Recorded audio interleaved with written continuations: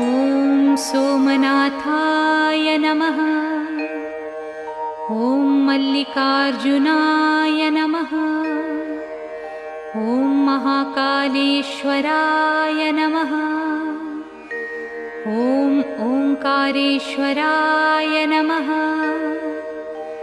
ॐ वैद्यनाथाय नमः। ॐ भीमशंकराय नमः। ॐ रामेश्वराय नमः। ॐ नागेश्वराय नमः। ॐ विश्वेश्वराय नमः। ॐ त्र्यंबकेश्वराय नमः। ॐ केदारेश्वराय नमः।